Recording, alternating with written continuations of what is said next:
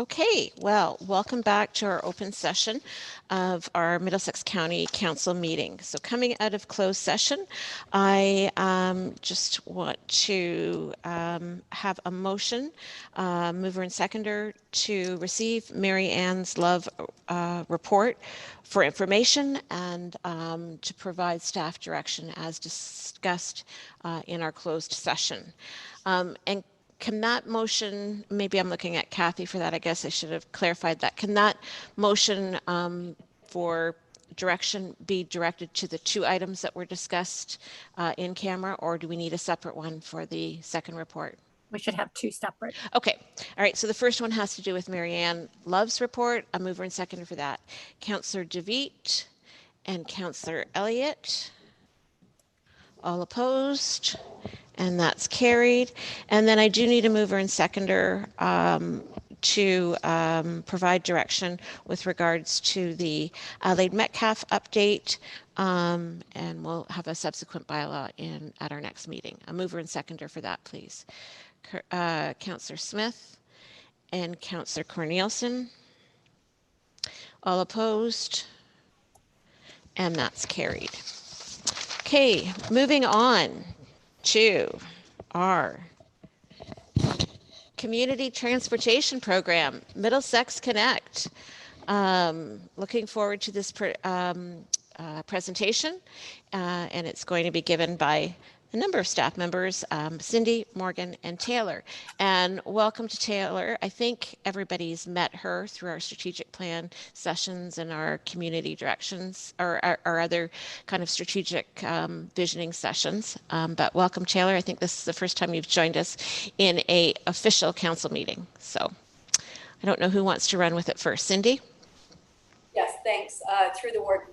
Today I get to share with Council the Middlesex County Connect has officially launched. Yesterday was the first day of operation.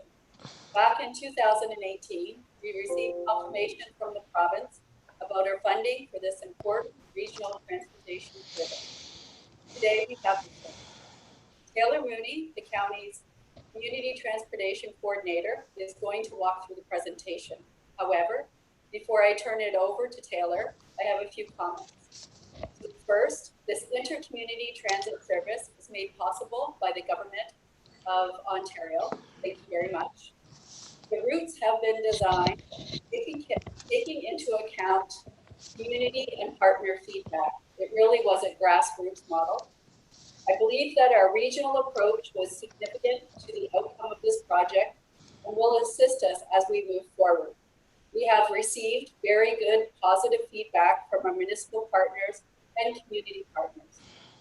I also want to say a big thank you to our local Thames Centre champions, Alison Warwick and Kelly Elliott. Thanks very much. Thanks to our warden for all her support to launch this service. And of course, I want to say a big thank you to Morgan and Taylor for all the hard work that you have done to launch this service. We continue to hear that transportation is a barrier across the county of Middlesex. This service is designed to meet this gap. The goal, of course, is to continually improve the service based on community feedback and evaluations. Now I'm going to turn it over to Taylor. Thank you, Cindy, and thank you everyone for having us today. It's nice to see you all. Is someone sharing the screen, or should I share Morgan for the presentation, or does everyone have a copy? If you have it available, Taylor, you can go ahead and share it. All right. So everyone should be seeing that now, hopefully. So as Cindy mentioned, this presentation today is regarding the Community Transportation Grant Program, and we just have some updates for you as of today regarding, again, the launch of the service yesterday, as well as our next steps as we move forward past this first phase. So just a quick overview of the agenda today. So we will go over a quick history and background of the program, moving on to our guiding principles and community engagement efforts, the current state of the project, and then moving into our communications and marketing plan, as well as evaluation and next steps. And there will be an opportunity for questions at the end, but if anyone has anything that comes up throughout, just flag it for us, please. So again, as Cindy mentioned, there was a wide community need that was very well known for a very long time now for transportation in these areas. There's a complete lack or very little um, opportunity for people to get to employment opportunities in their communities or connecting to other communities, as well as opportunities for social, recreational, medical appointments, schooling for post-secondary students, all of those things. So this program here is we're hoping that this sort of fills a bit of that gap, as Cindy mentioned. And again, just a quick timeline. So this has been ongoing for many years now. Again, last January was when the government sent us a letter confirming their support for our program. And then again, middle of last year, we received our transfer payment agreement, which the council approved last July. Sorry, my screen's frozen there. And we also received the signed TPA from the province last August.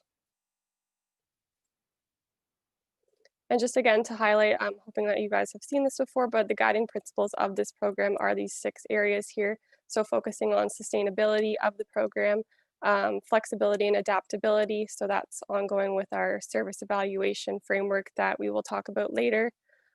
Future proofing sort of ties into those other areas there, making sure that the service is flexible and sustainable for the future as we move through the various phases of the project. Community focus. So again, this is a program that is for the community, by the community.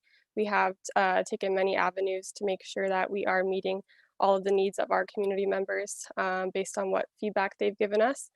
Partnerships. So this sort of spans across many areas. So we have many private and municipal partners that we've been working with and that have been very helpful for getting this program up and running. So we're very appreciative of these partnerships that we have formed, as well as collaboration. So tying back into that, working with our partners in ways that we can all collaborate and work together to make sure that the program is the best that it can be for residents.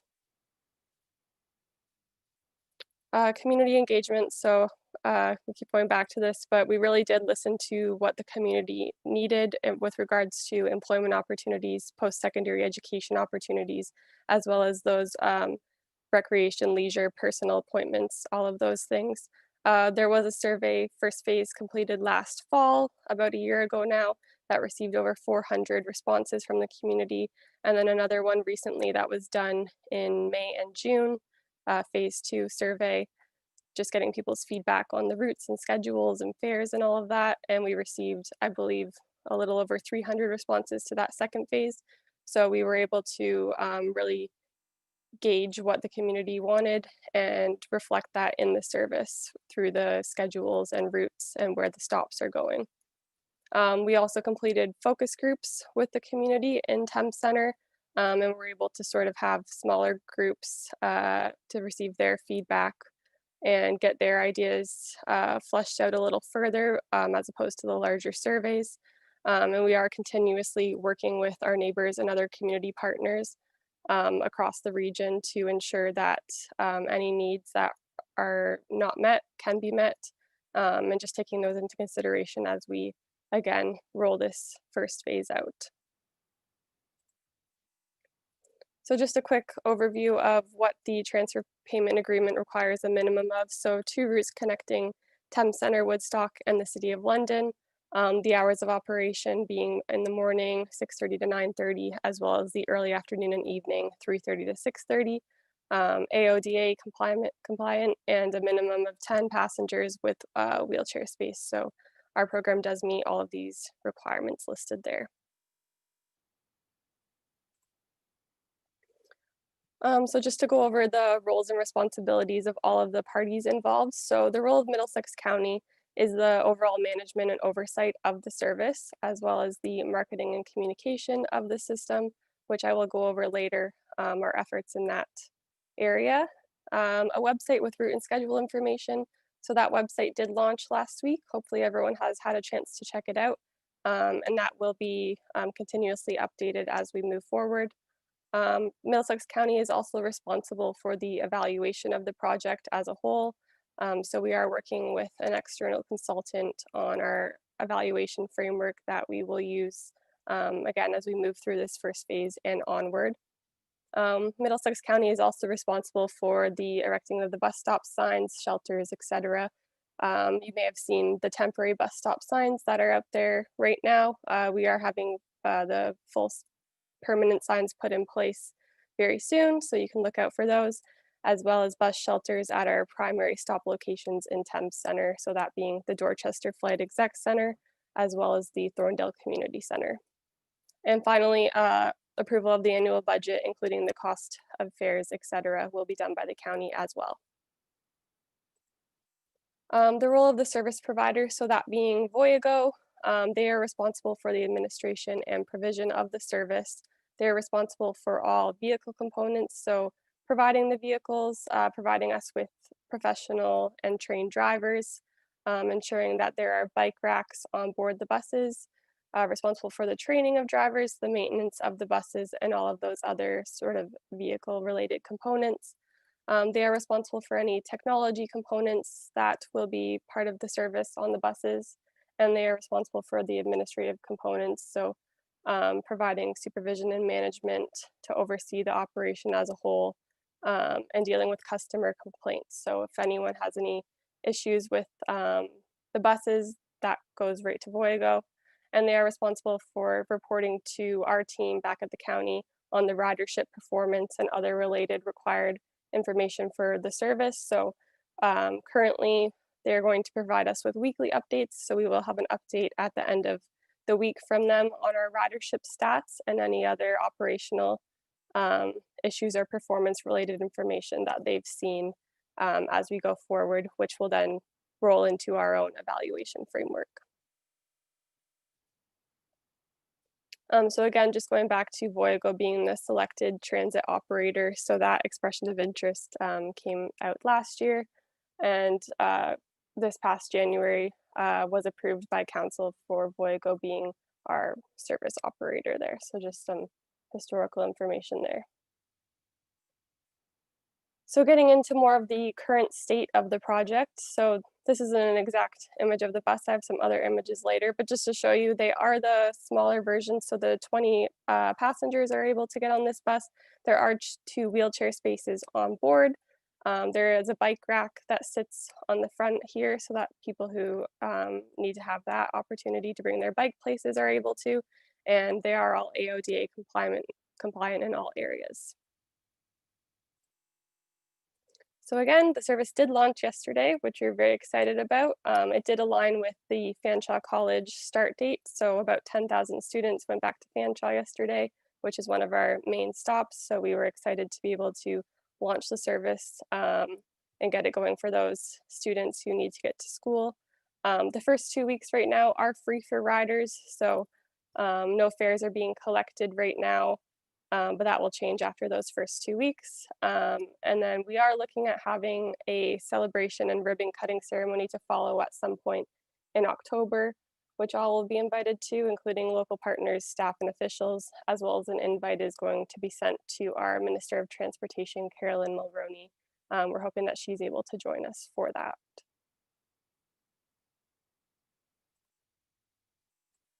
So just getting into the route highlights here. So if you are all not aware, there are 2 routes that we are currently running. And right now we're operating between Monday and Friday with these round trip loops that run again in that morning time slot as well as the early evening time slot.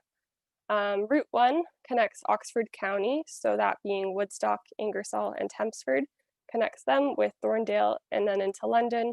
And Route 2 connects Dorchester and London.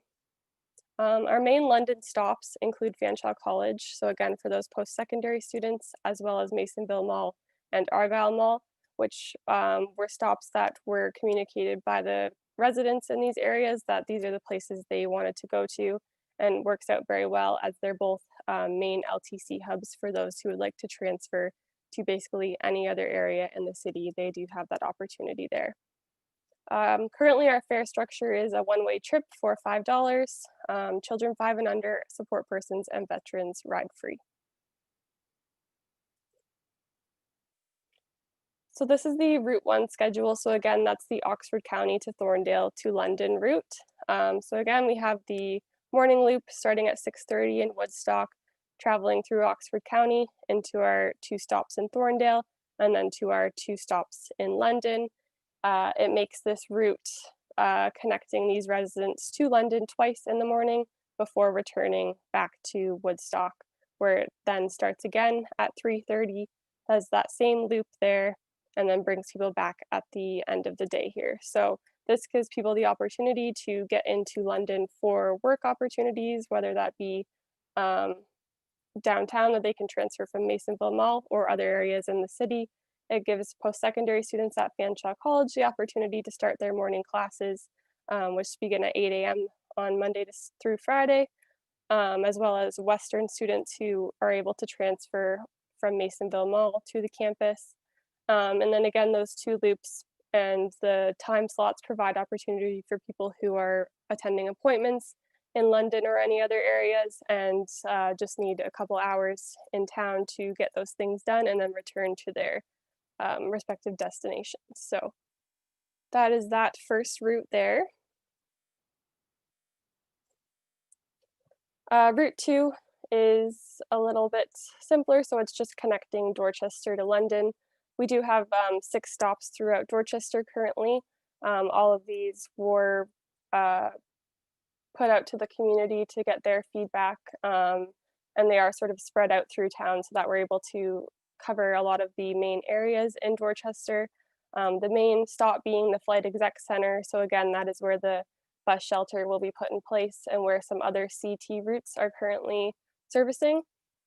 So it does that loop in Dorchester, covering that area, and then brings people to Argyle Mall, again, that main hub for people to transfer, and then again to Fanshawe College, and does this a couple times throughout the morning, and then returns in the afternoon and early evening to do the same routes. So same idea here, getting people to work, to school, into town for personal appointments, etc.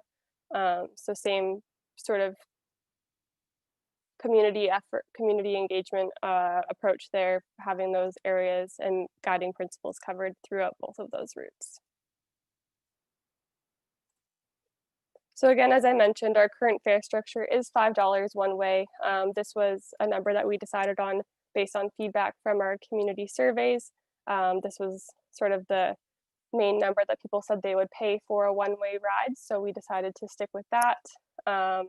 And we are exploring the option to have monthly passes. This was also something that we heard back from the community that they would like this option, as it can get expensive to pay that $10 if you're wanting to take the bus every day into work. So we are exploring this option as we move past this first phase.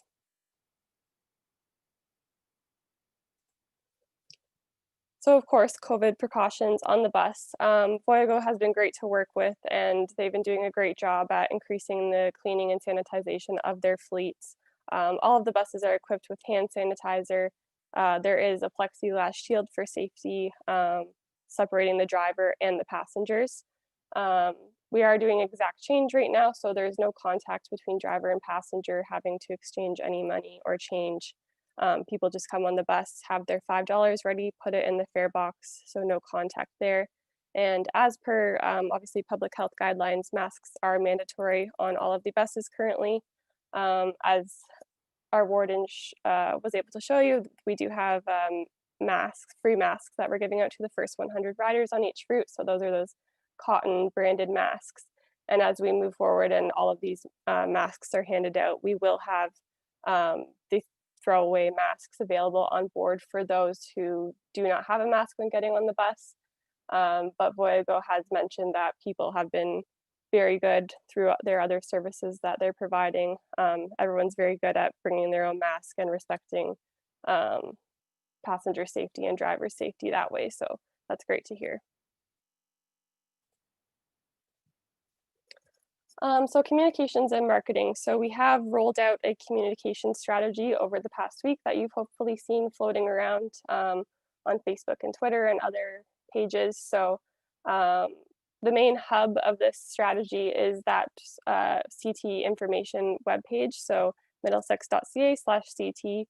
that's where we want to direct people for all of the information on the routes, schedules, bus stop locations, how they can contact ourselves and Voyago, any questions they might have, obviously the fare rates and our current policies around COVID and other areas, as well as accessibility information. So that page is live and people are able to access it to get all of these current updates. And again, as I said, we will have some more things to add to this page as we move forward. Right now, we don't have any mapping, but our planning department at the county is working on having GIS maps put in place, which will provide more accessible information to people who want to look at the actual routes and exactly where the stops are. And we will be having our maps put on the Google Maps platform, which will be able to provide better access for people to link to other services and easily type in the destinations into their phones or into Google on their own desktop computers, just to sort of see where the routes are going, as opposed to our current pictures that we have up. So that's next steps that we're looking at. There is a social media strategy put in place with all of our partners who have been great at sharing these. We've been getting a lot of good feedback and engagement from people through Facebook and Twitter, and it has been a very collaborative effort. So really appreciative to everyone who's been able to help share and get the word out there. We have had some news and radio communications go out. So there was a London Free Press article last week. A Fanshawe College did a article for their newspaper, and we have been getting requests from other local contacts at various places to get articles out into newspapers or community newsletters and that sort of thing. So so far so good on, like I said, getting the word out there, and everyone's been really good at having that collaborative approach. So I know that everyone's super happy with the amount of feedback that we've got and the amount of engagement that we've had so far on this. So it's great.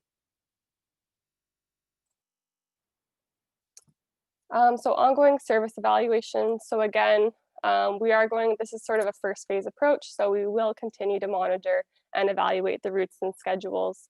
It's really vital that we hear the feedback from the community, as this is a service for them, and we will adjust the program accordingly. So whether that be the timing of the schedules, where the route is stopping, those types of things. We do have a service evaluation framework that can help us gauge the level of demand for other weekend services or for hours beyond the traditional workday hours.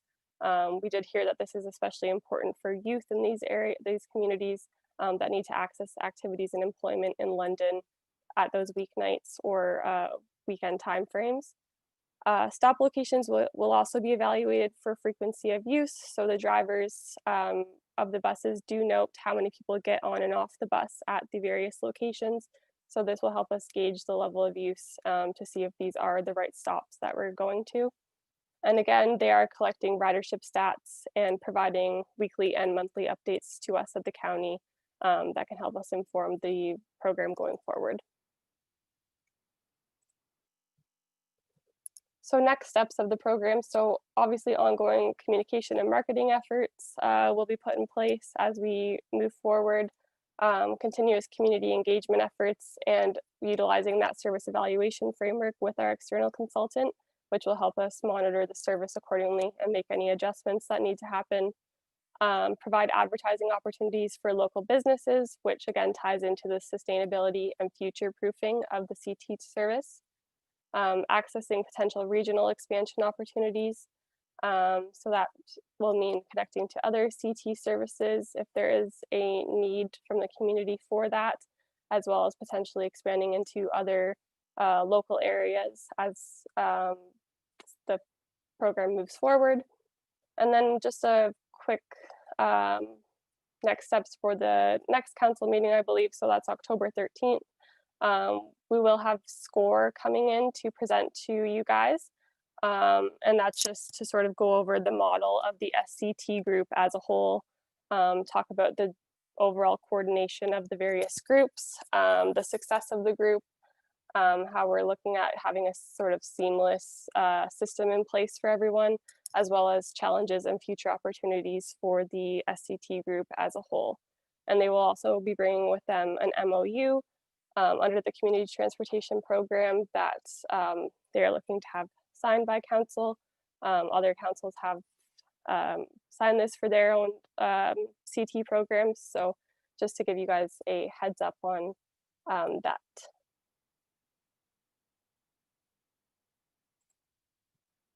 So that sort of ends the presentation I had for you guys. So if there's any questions or comments, we would love to hear feedback if you guys have heard anything or if anything was flagged by you during this presentation. But again, thank you for your time. Okay, that's great. Thank you very much, Taylor. That was a great presentation, a great update for all of council members. Before I open it up, I just want to thank you and Morgan and Cindy for all the work that you've done up until this point. It hasn't happened overnight. It's been a long process in some ways. And I was fortunate enough to be pulled into a couple of the meetings with the community partners.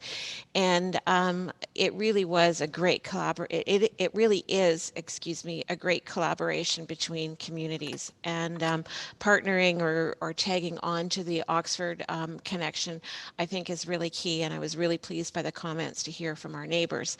And I also want to congratulate and thank Allison and Kelly. I think Cindy said it best when she called you champions for your community, because certainly you have been. You've been the loudest cheerleaders for this. And I think it'll, I think your community will rally behind this. There was a ton of engagement coming up to this. So, and a lot of that has to do with the passion that you have in the project. So thanks very much for that. With that, I'll open up for comments or questions from the rest of council. Allison, I see you're unmuted. Did you want to say something?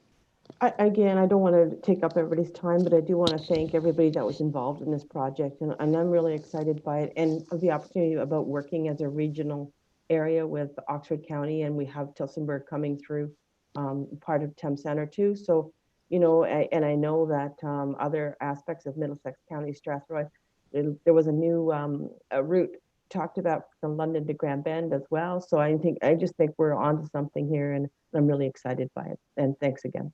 That's great. Thanks, Allison. Kelly, or Councillor Elliott. Okay. I just also want to highlight the work that SCORE has done. Allison, Councillor Warwick, and I, as well as Morgan, have been working really closely with SCORE and their team, and really bringing out a regional transportation project that connects all of these routes. So whether you're in Norfolk County, Oxford County, Middlesex County, Lambton, that all of our transportation, we champion it all together. And so I just really want to send a congratulations out to Kim at SCORE as well for all the work she's done. Great. Thanks very much for that. Any other comments? Okay, well, thanks very much again, Taylor, for that presentation. That was great. Okay, any inquiries or notices of motion? Joanne, or Councillor Vanderheyden. See, we were in closed session too long. I got too familiar. So. Joanne works. We all know who I am. That's okay. I don't know if this is the proper place. I just wanted to update everyone on the FCM voter registration. I don't know if Kelly was going to touch on this either, but I'll just give everybody the dates. I know that you all registered to vote. And so the table officer election will be held September 28th to the 30th. And then the table officer election will be held October 5th, 7th. So that's the days that you'll be getting online to vote for the particular, for Kelly or for myself and for the rest of the slate. And then they will be ratified at the annual general meeting, which is October the 15th. So if you want to listen to the speeches, they started on September 17th, but there's also one September 28th that evening by webinar. And so then the people that are running for second VP and third VP will have an opportunity to speak. And there's only 4, so it's pretty quick. It only takes about a half an hour, but that gives you an idea of who they are and what their thoughts are in order to engage FCM and the residents and the communities that we all support. So just so I give you those updates. And then also on behalf of FCM, the Sustainable Communities Conference was to be held in St. John's. Now, unfortunately, none of us can go there because of COVID, but they are still going to have a virtual conference. And I really highly recommend this conference. I have been to the Sustainable Communities Conference in Ottawa, and it was absolutely fantastic. It gives you some really great information that we don't always get. There will be speeches, symposiums, small group discussions, and it's going to be from October 20th to the 22nd. You can go onto the FCM website and register. The cost is $70 for the entire event. So that's a really good price. And I think the more of us that can listen to those sustainability issues, which we're all working with, maybe that just gives us another leg up in our own communities and for the county. So just thought I would throw that out there. Great. Thank you for that update, Councillor Vanderheyden. And I'll echo what she said. Watch your inboxes for those important dates and times to vote. Any other inquiries, notices of motion? Okay, moving on to new business report with regards to the SWIFT delegation that we had at our last meeting. Morgan. Yeah, thank you, Madam Warden. Through you to Council, this has been a long conversation in Middlesex County, as we know, since about 2013, which was our first of a few visioning sessions on broadband, which was held to really understand Middlesex County context within kind of the broadband perspective and what SWIFT was trying to accomplish with its project scope. As this topic has spanned over 2 council terms, I just wanted to take council back a little bit so that everyone understands the journey we've been on, how things have changed over time, why we have the agreement we do with SWIFT today, and to provide a possible path forward for council's consideration. So getting back into a bit of the history, from 2013 to 2019, we heard a lot of things from SWIFT that didn't really seem feasible given the constraints and the challenges around undertaking a project such as this in a region as vast and complex as Southwestern Ontario. We heard a few things, a lot of promises of fiber to every home, which is not financially feasible in a reasonable amount of time. We know that they were going to build a backbone network throughout the region, which didn't make sense for Middlesex County and really the region, as a network of this scope would scale based on things like consumer demand.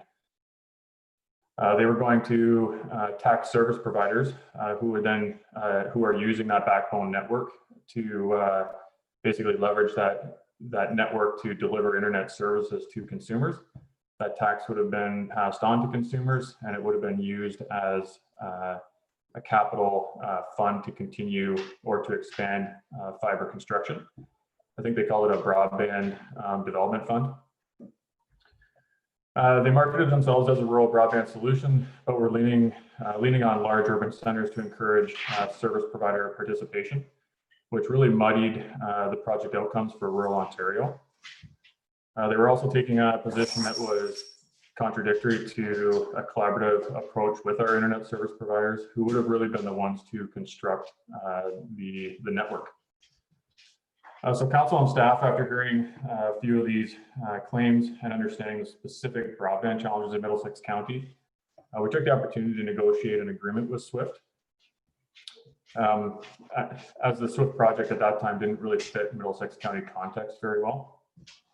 So Middlesex County really wanted to ensure that the investment went to last mile infrastructure in a way that got residents and businesses connected and online, recognizing that fiber to every home is simply not attainable given the timelines and the available funds within the SWIFT project.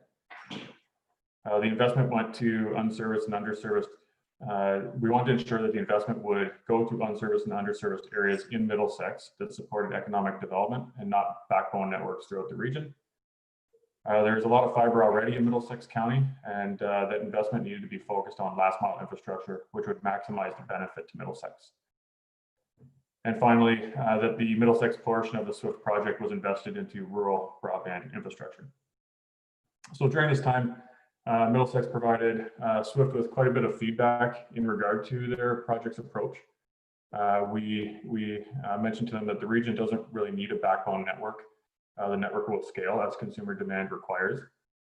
We wanted to focus the investment on last mile infrastructure, as this is what gets individuals connected and online. We wanted to see them allow for hybrid infrastructure models, as fiber to every home is not financially feasible and in a reasonable amount of time. Wireless solutions really had to play a role to get Ontarians connected in a timely manner.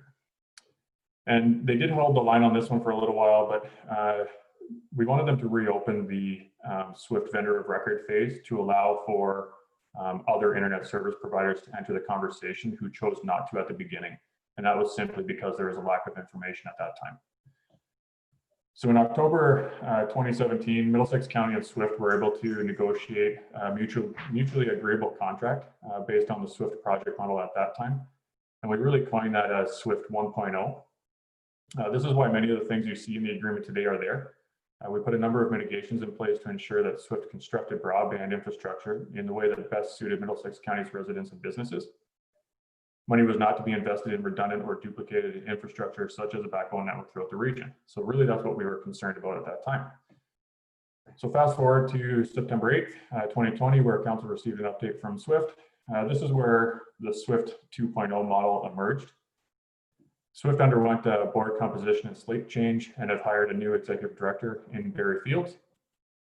The SWIFT project model has been since updated or tweaked to recognize that the region doesn't need another backbone network. It recognizes the role of last mile infrastructure, and it also recognizes the hybrid infrastructure models that really are going to achieve some of these project outcomes. So SWIFT is now in front of County Council asking for an update to the agreement because their procurement model didn't contemplate or recognizes the nuances of the Middlesex SWIFT agreement. So SWIFT has recognized that our agreement is unable to invest money directly into unserviced or underserviced areas of Middlesex based on its procurement design. During discussions with SWIFT was asked to recognize the agreement in its procurement design, but chose not to.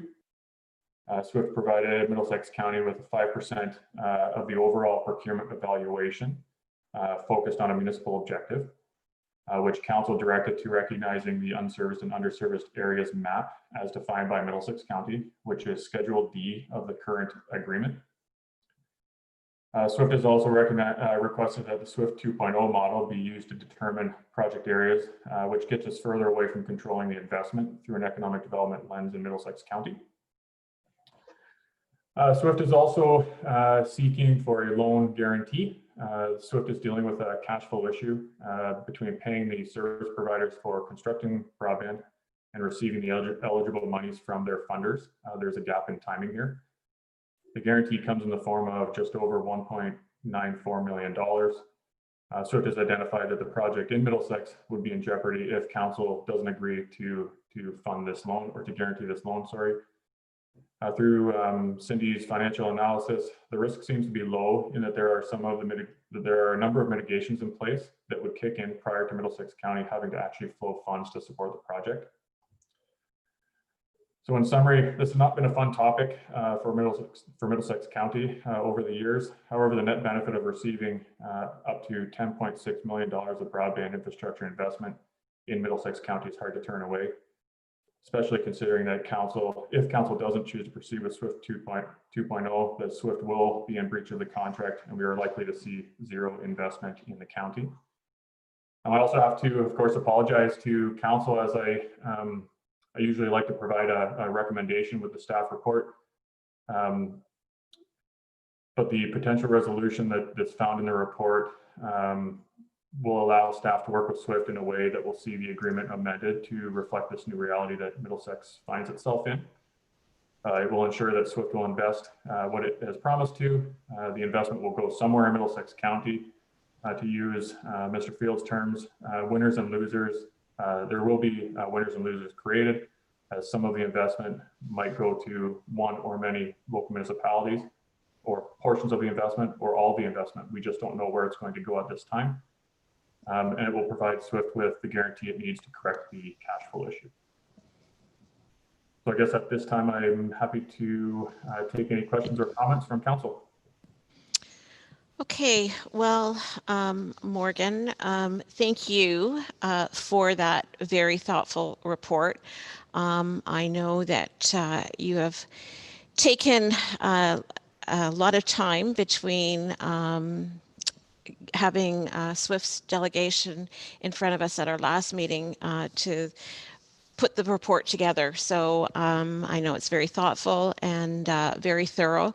I think it gives us a good history of where we were and why we are where we are today.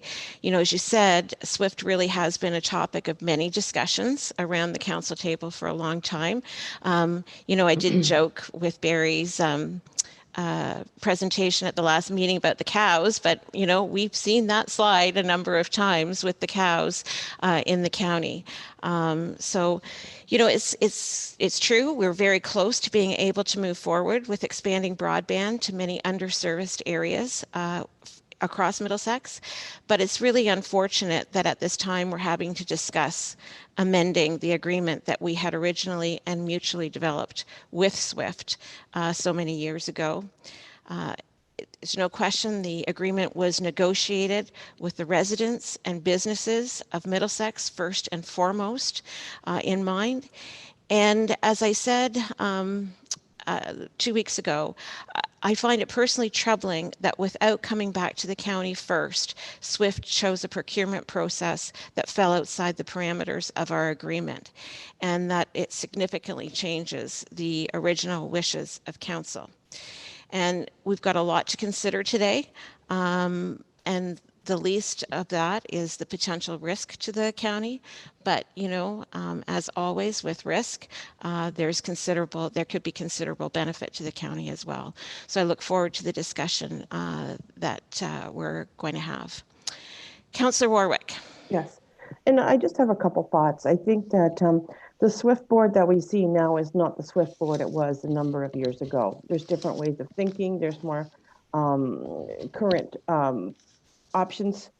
We, as a body of elected officials in Middlesex County, I'm sure not every single one of us has promised our residents better internet connection.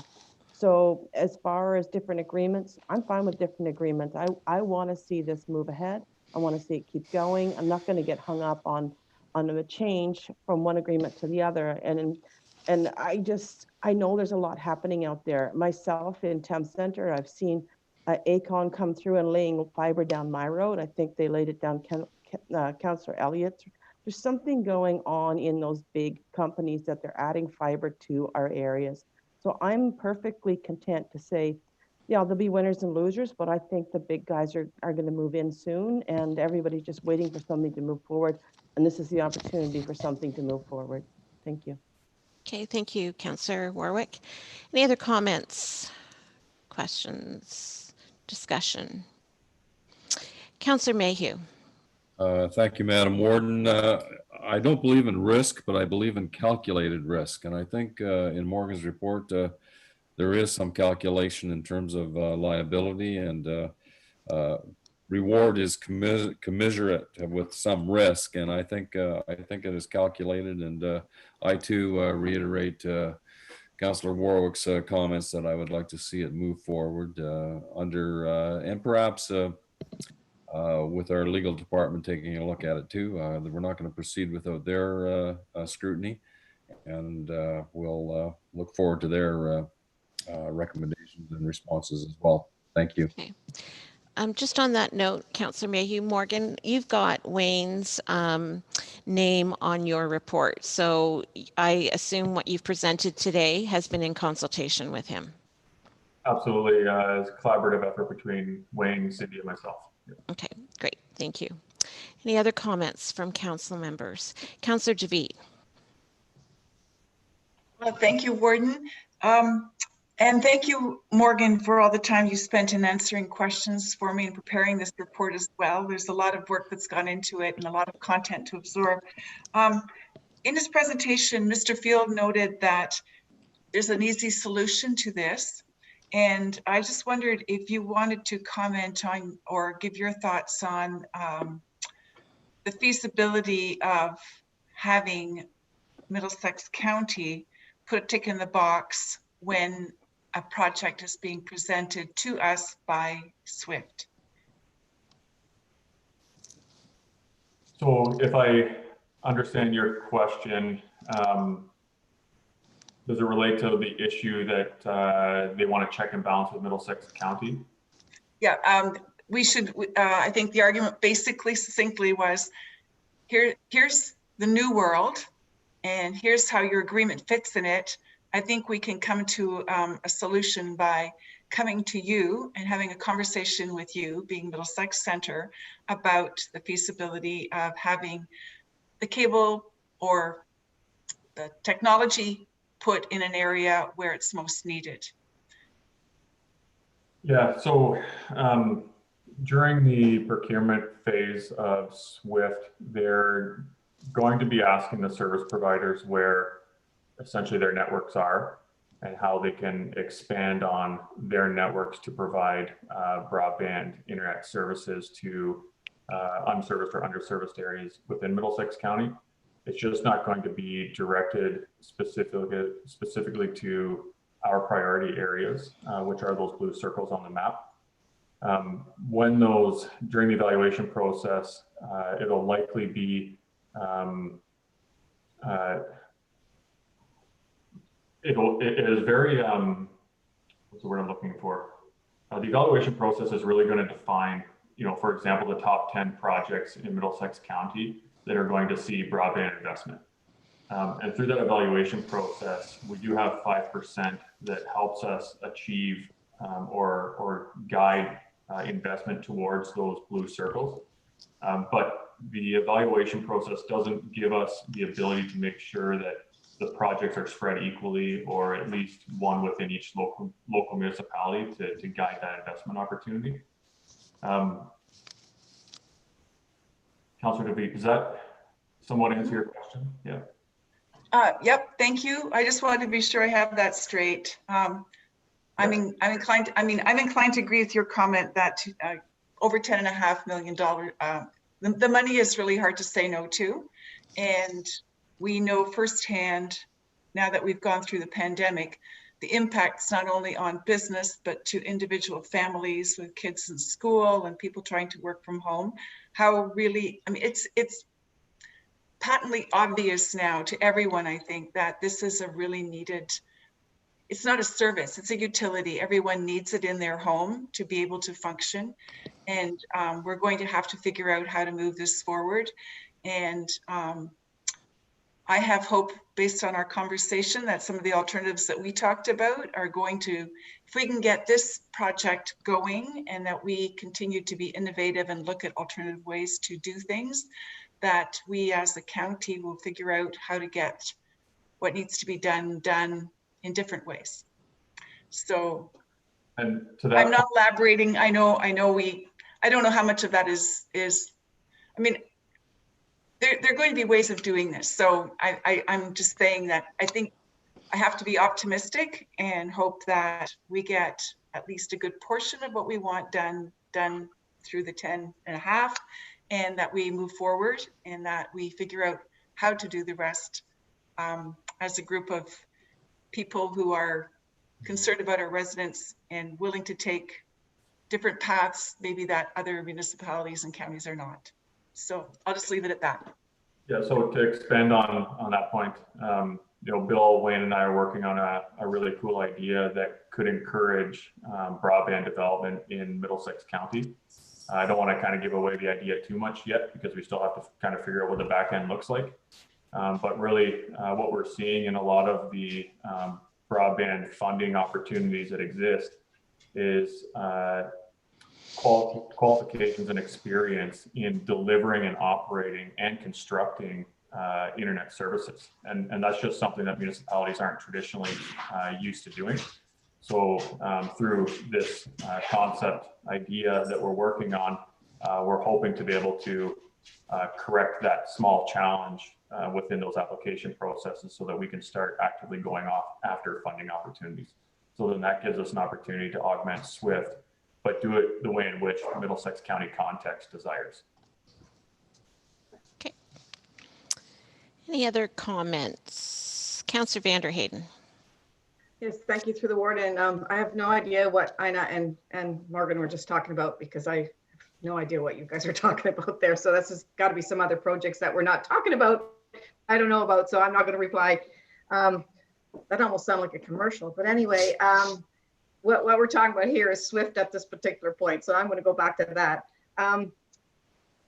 I think in the beginning we had the blue dots. Now there's a graph with yellow dots, and Morgan has seen both. And some of those yellow dots are in exactly the same places as the blue dots. So something is going to get done and something's not going to get done. You say winners and losers. Well, that was going to happen in the first place as well. We tried to make sure there was some all over the county, but some of those spots, as Councillor Warwick said, are already starting to get done. So, I mean, some of those blue dots are not even relevant anymore. So I'm not going to hang my hat on that at all. I really believe that as a county, when we did our strategic plan, one of the biggest things we were looking at was broadband and economic development, and they both go hand in hand. And if we don't do broadband, then we can't expect to have the businesses and the homes and the students getting what they require. So I think if we say no to Swift, I would be very disappointed in the fact that we at least are now getting $10 million worth of broadband in one way or another here. So I think it would just be, I will absolutely vote for this because I think it would be tragic not to. Thank you, Councillor Vanderheyden. Any other comments? Okay, so you've got a potential resolution in Morgan's report, and essentially that can be flipped to the motion. And then I guess if that was to be a motion that was accepted, what would the next steps be from there? So that would kick in likely Wayne and I to amend the agreement according to council direction. And what we think is we still have an appropriate timeline where we could bring this back to the next council to approve the agreement. We'll have to work with Mr. Fields at Swift. But if there is an urgency in time, then we'll have to work with Ferry to get it done sooner than that. Okay, very good. Councillor Warwick. Yeah, then from having what Morgan's reply is, I'm comfortable making this potential resolution a resolution, and I'd make that motion with all the points that are listed below. Okay. Does that work for you, Kathy, to just switch the potential resolution into the motion? Okay.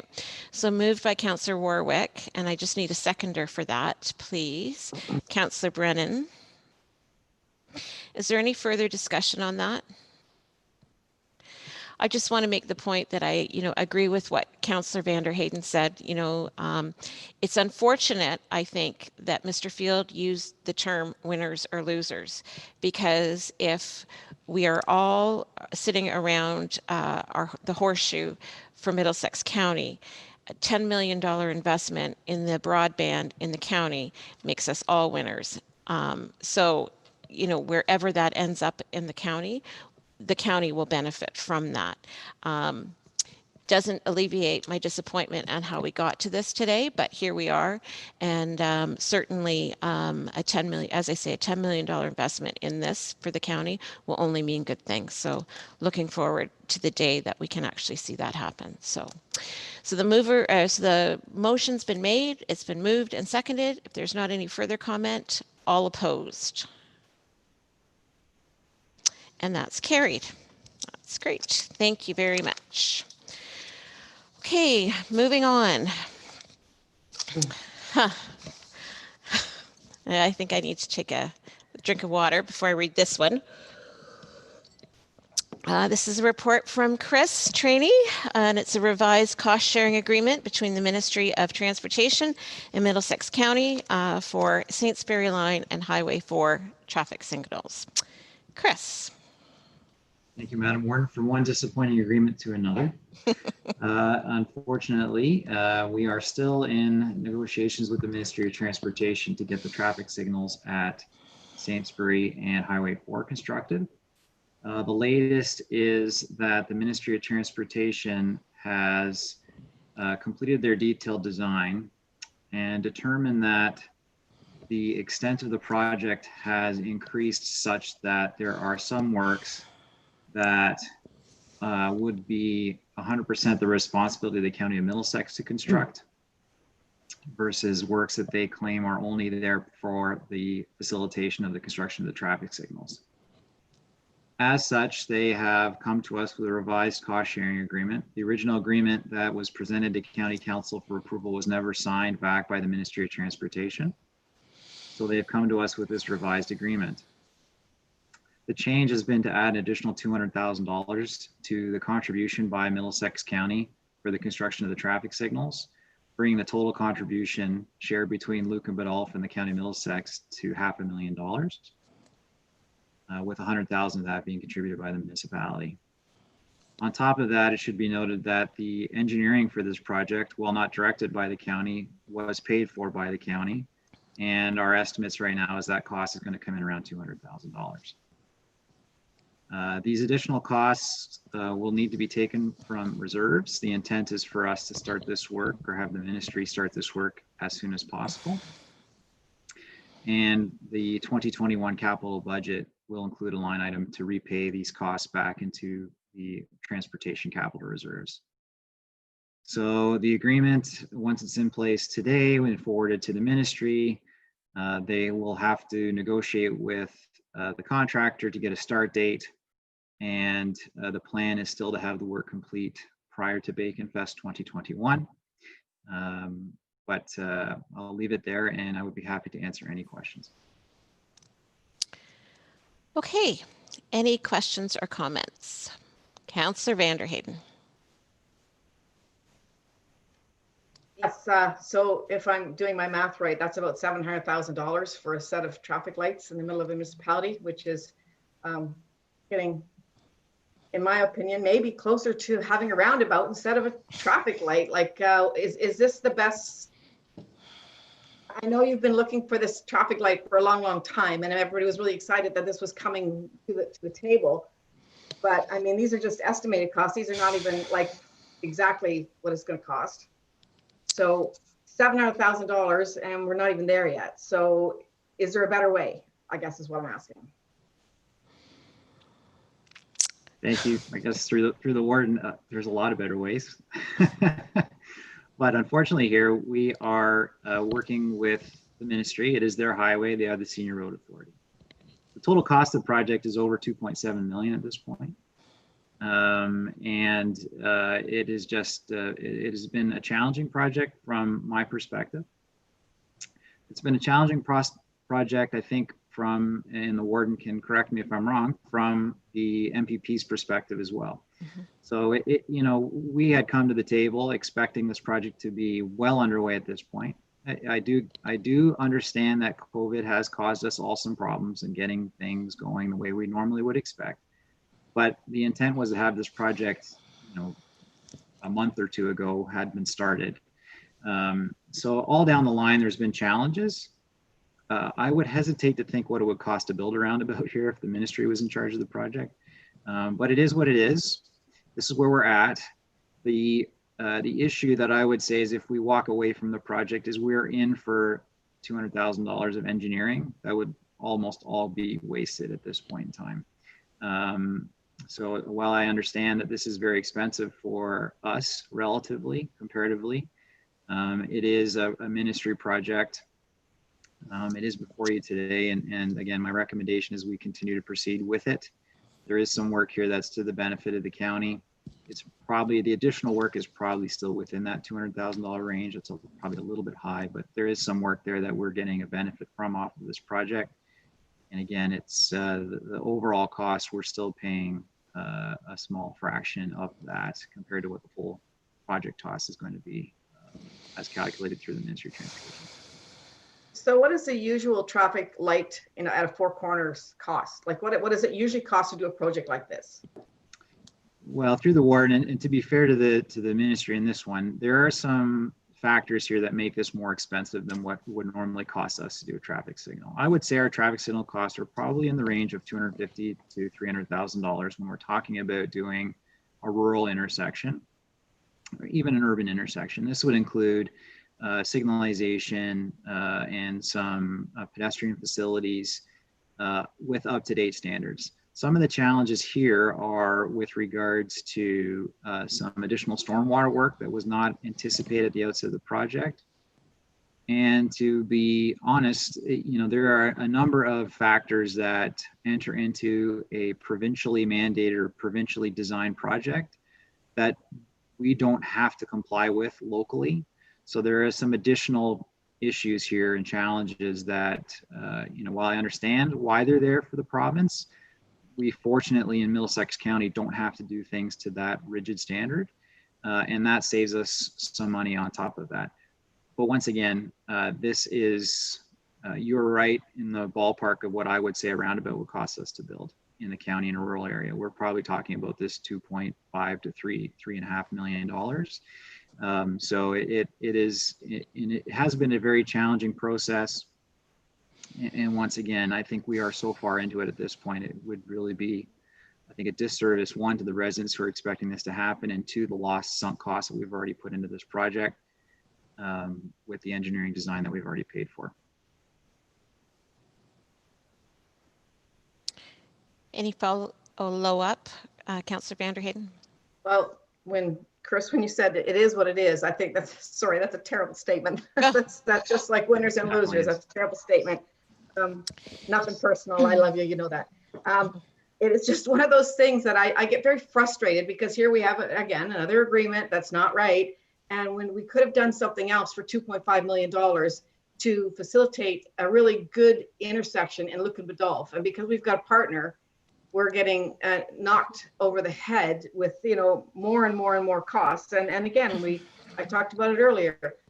These are public dollars we're working with here. And when you can put a traffic light in an area for $300,000, okay, throw another $100,000 on for some work on the side on your drains and your water issues, you're still not even at the 5.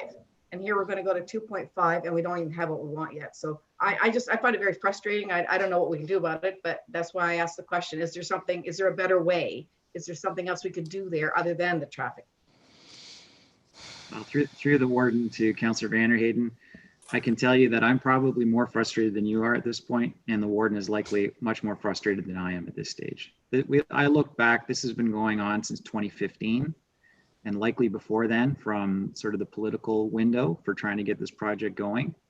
And I can tell you, I really have no alternative wording to say other than it is what it is, because it's certainly been one of the most challenging projects that I've been involved with regards to partnering with the Ministry of Transportation. And a challenging project just trying to get this thing off the ground. So it really, the level of frustration here is extremely high across the board. I think anybody you talk to who's been involved with it would echo that. Staff at Lucan Badolf, Minister McNaughton, Mr. Urick, who were here from day one supporting this project. And it's been one of the most challenging projects I've worked on in my career, to be quite honest with you. I'm not going to add much more to what Chris has said because it'll just raise my blood pressure, but Councillor Vanderheyden, you said, like what you've said is so true about being taxpayers' dollars. And at our last meeting, I challenged them, come and speak to my ratepayers to justify the cost of this traffic light in rural Ontario. And why is it that it's costing you for you to manage the project, but for us to manage it, it could have been this. And not to say that, urbanization has to happen and all those things have to happen. But I think had it been a project that had been managed by the county in partnership with the municipality, it would have followed asset management as we are supposed to be doing, as mandated by the province, and those costs would have been rolled out a little bit differently and perhaps and managed much better. I'm happy to speak to anybody offline on my experience over the last number of years, but I think probably it's best that I keep my comments to myself.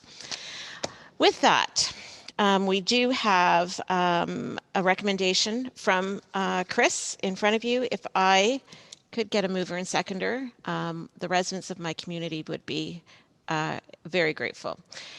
Councillor Brennan and Councillor Ropp. All opposed? And that is carried. Thank you very much. Moving on, we do have an item that is being deferred until the October 13th meeting. But Bill, I think there is some, oh, now he's off. He's off camera, so he can't share it with us. I'm here. Yeah. Oh, are you? What do you Oh, need? okay. Yeah. If you want to just share that video. Yeah. Okay. Let me just see how I do that.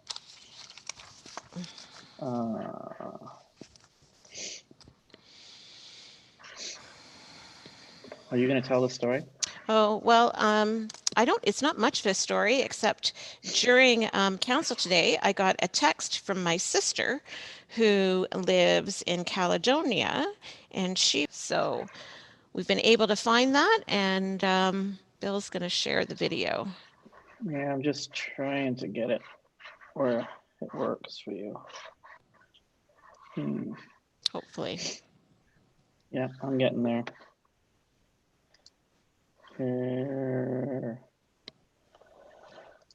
Let's see whether this works.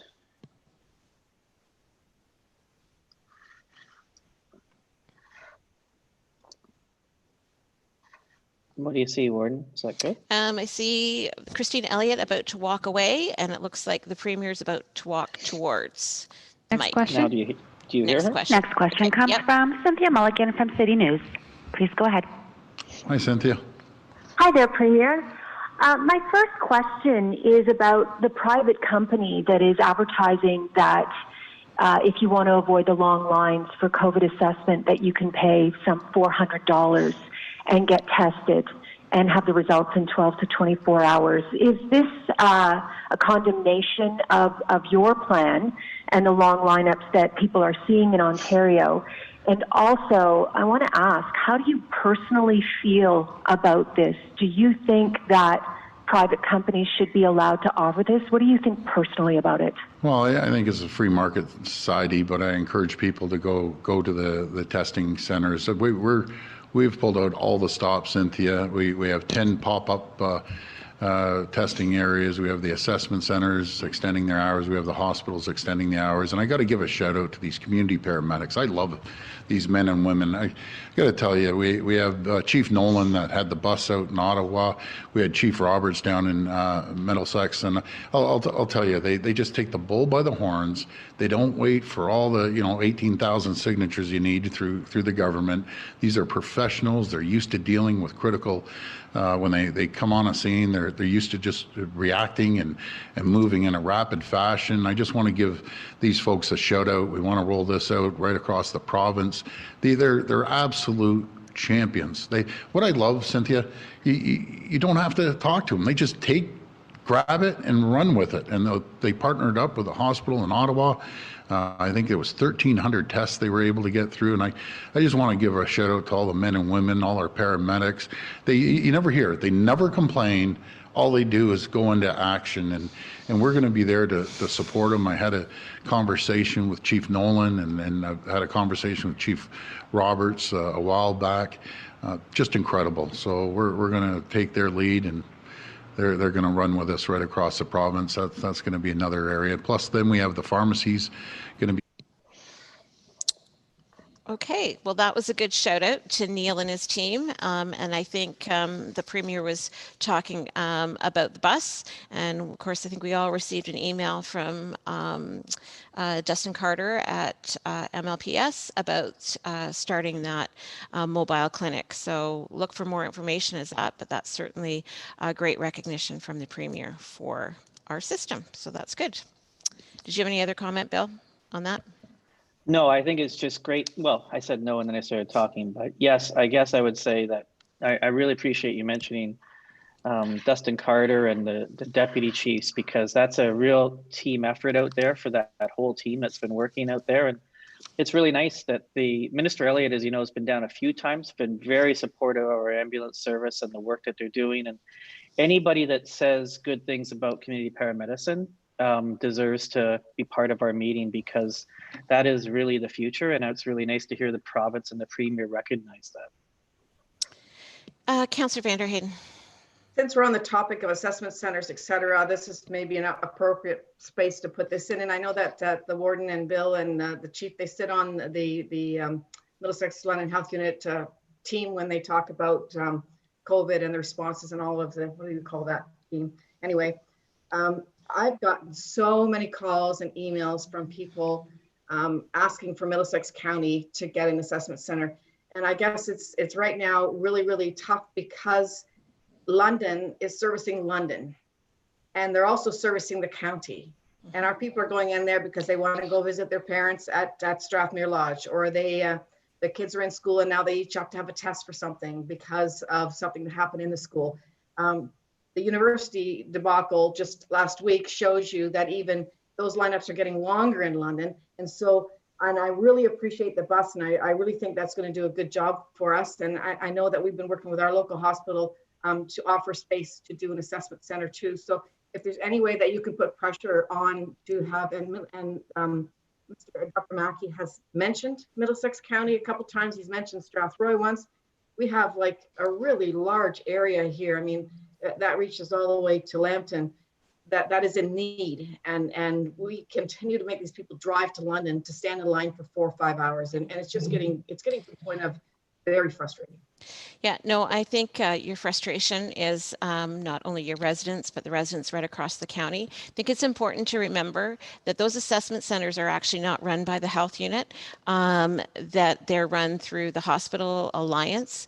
And I know in talking to Dr. Mackey yesterday that they are working towards another assessment center, and he's not in a position to say where. I know that Middlesex is, that they are contemplating that.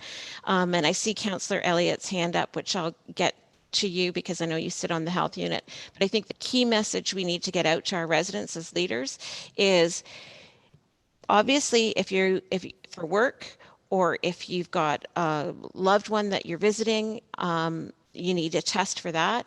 But only if you know that you've been near an exposed case. Now is not the time to go just because. Like, you have to have symptoms because it's just overwhelming the system.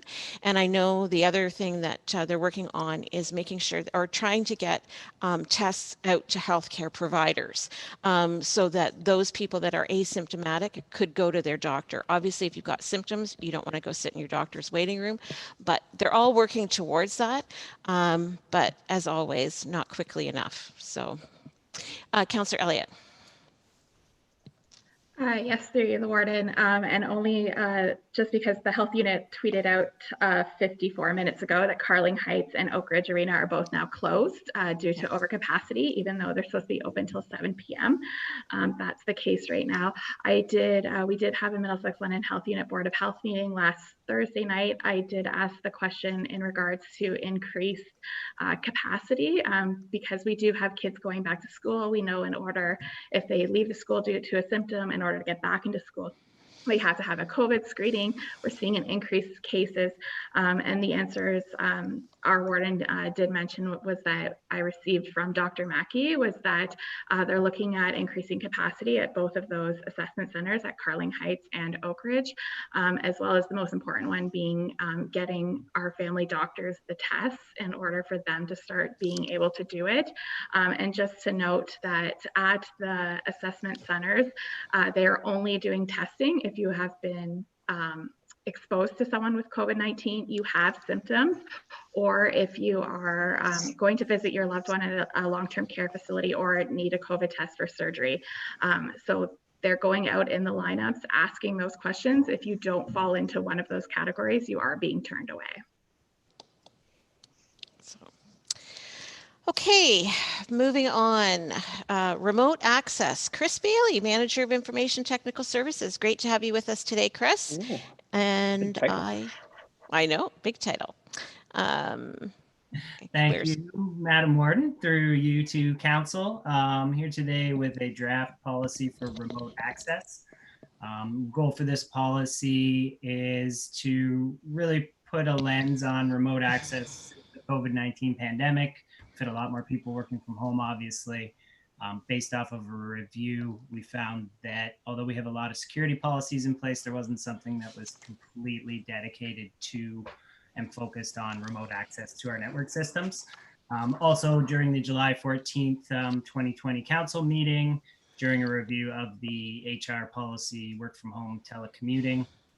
That was approved to be amended, referencing cybersecurity. So after that meeting, I've worked with Jessica and HR to update the HR policy with some additional wording, and also worked through and worked on this policy with Morgan as well. The main goal here is to ensure the security, integrity of the county's network and information systems. One of the main things here is it's going to capture all the users of the county's networks and information systems. It provides direction, terms, conditions, procedures to ensure security, integrity of the network and our information systems. The main goal, again, is just to attempt to mitigate cybersecurity risks associated to remote access for the county's network and information systems, and provide a reference point for the HR policy for an IT policy as well. The recommendation today is that this IT policy be approved and added to the Corporate Administrative Policy and Procedure Manual. If anyone has any questions related to the policy, I'd be happy to answer them. Okay, great. Thanks very much for that, Chris. Any questions or comments for Chris at this time? Okay, seeing none, you do have a recommendation in front of you. Can I get a mover and seconder for that, please? Councillor Richards and Councillor Mayhew. All opposed? And that's carried. Thank you very much. Councillor comments or other business? Okay, bylaws. Kathy. We have two bylaws today. A bylaw to execute a revised cost-sharing agreement for Saintsbury Line with the County of Middlesex and the Ministry of Transportation, and a bylaw to confirm the proceedings of the Council of the Corporation of the County of Middlesex for September 22nd, 2020. Can I get a mover and seconder for the first and second reading, please? Councillor Smith and Councillor DeVete. All opposed? And that's carried. And for the third and final reading, mover and seconder, please. Councillor Cornelissen, seconder. Councillor Ropp, all opposed, and that's carried. Committee of the Whole reports. We've got just an action item in front of us. Kathy, do you want to talk about the inaugural meeting for 2020? So we need to set the date for the inaugural, which is going to be Thursday, December the 3rd, 2020. The details yet for the program are still up in the air. We are trying to see if we can get a soloist from Medway to sing. So we're going to leave it up in the air until the November meeting, and hopefully we can finalize everything by then. Any questions on that? Okay, can I get a mover and seconder for the motion in front of you? Councillor Vanderheyden and Councillor Brennan. All opposed, and that's carried. Okay, moving on to correspondence and information items. Strathmere Lodge Census Report for August 2020 from Brent. A memo from the Ministry of Long-Term Care announcing streamlined long-term care home inspection reports to be simpler for the public to read and understand non-compliance after September 8th, 2020. Councillor Vanderheyden. Sorry, I had a question on that, the last one, and it was to Brent, if I could. Now, I noticed that through COVID, there was a time where you couldn't bring people into the lodge, as far as I know. And the number of people on the wait list is a little bit higher than this same time last year. Is that why that number is higher, or is it that last month you had exactly the same number that left the lodge, that came to the lodge by the looks of things? So that can't be it. Is it because of the COVID that the numbers are, that there's a bigger waiting list, do you think? Oh, you're muted, Brent.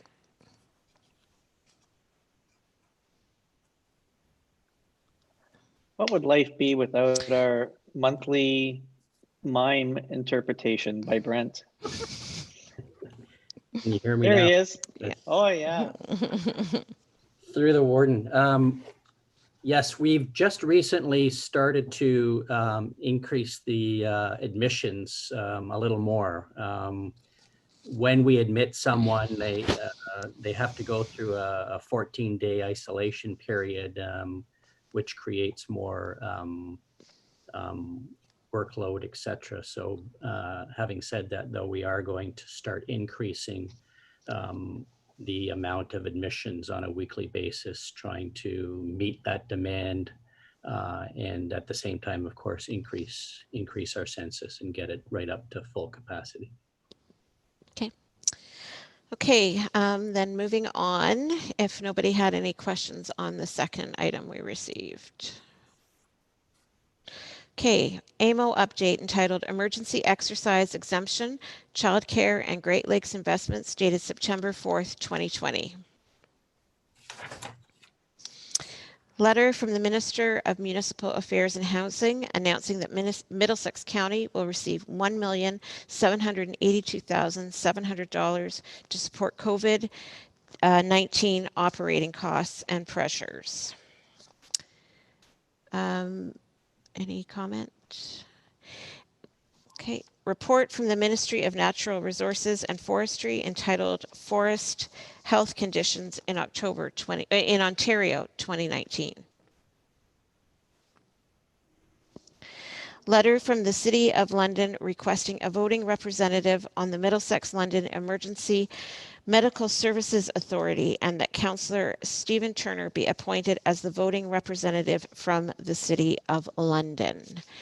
And I think, Bill, did you have any comment on that?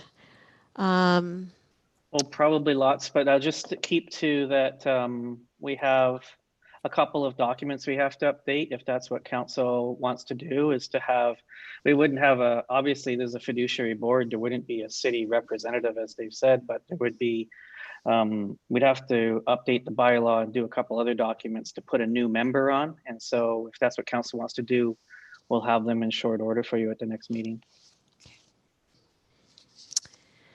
I will have to have, if that's how we want to move, and I guess I was on the City Council Liaison Committee meeting, as was Councillor Vanderheyden and Councillor Warwick, who had to leave the meeting.